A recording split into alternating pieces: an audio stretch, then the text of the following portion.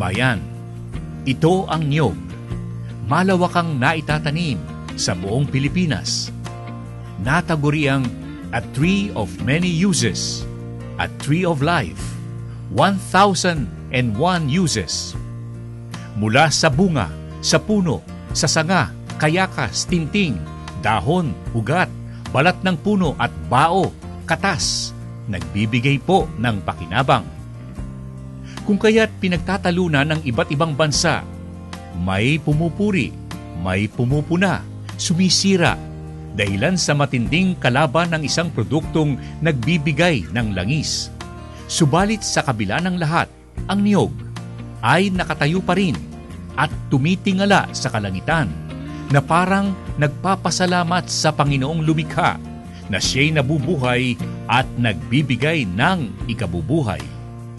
Kung kaya't nasabi ng ating alamin na kailangang palakasin ng Pilipinas ang nasabing industriya, muling pag-ibayuhin ang pagbibigay lakas dito sapagkat ang niyog kabayan ay katuwang sa kabuhayan ng maraming Pilipino. At tulad ng ating nasabi kabayan, mula sa kahoy, dahon, bunga, ugat at marami pang iba, ang niyog ay super sa tulong na nakapagbibigay alalay sa buong Pilipinas. So far, how many have you discovered upang sa kasalukuyan hanggang sa present na na-discover ninyo na pwede nating gamitin sa puno ng niyog? The main uses or potential uses of coconut trunk as far as necessity and are concerned are to be used for housing for our low-cost housing project and for electric poles for our rural electrification. Nabanggit natin tong low-cost housing, at yung mga itinatayo ninyong sample na mga bahay. How much would one spend just to build this kind of house? Ito yung tinatawag naming low-cost house at ito yung nagkakahalaga ng mga 10,000 piso. Pati materialis na yan? Pati materialis at saka labor. Sa mga pagsasaliksik ninyo, sa research work ninyo, napatunayan na ba na walang gaanong kalabang peste na maaaring sumira ng kahoy habang ito ay nakatayo bahagi ng bahay ng isang tao?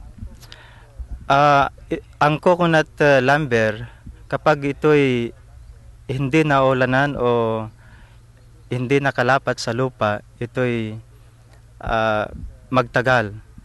Nakita namin na mayroon pang ibang mga produkto, halimbawa yung galing sa sawdust, sa kusot na pino, at nagagawa yata itong mga produktong kagaya ng bricks, at yung iba naman ginagamit ninyong para sa paggawa ng uling. Napatunayan bang mahusay din sa ganitong klase ng mga produkto ang mga byproducts na galing sa troso ng niyog? Lalong-lalo na itong matigas na bahagi ng coconut, ito outside portion, ito'y napakagandang uling at ang sodas naman ay pwedeng magamit sa bricks. At ngayon nga ay hollow blocks. At ngayon nga ay ginamit na namin sa aming housing project. Ilang taon bago kayo magputol ng kahoy upang ito naman hindi masayang ang produksyon natin sa sa coconut na mismo? Gaano katanda? Mga sa 60 pataas. At hindi kayo pumuputol ng lower than 60 years? Hindi. Ito ang niyog, coconut kabayan, isang uri ng puno at halaman na dapat na itaguyod ng buong Pilipinas. Sa ngayoy, unti-unting dumadalang ang bilang dahilan sa katandaan at tulad ng pagtanda ng isang tao. Ang niyog, kung hahayaan na lamang na tumanda at mamatay. Maraming Pilipino ang mawawalan ng hanapbuhay.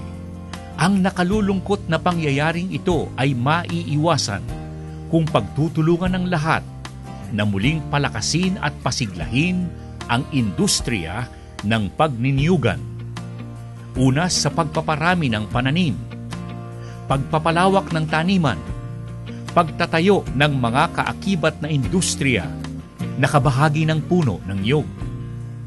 Mula sa puno, sa bunga, sa langis, at marami pang iba.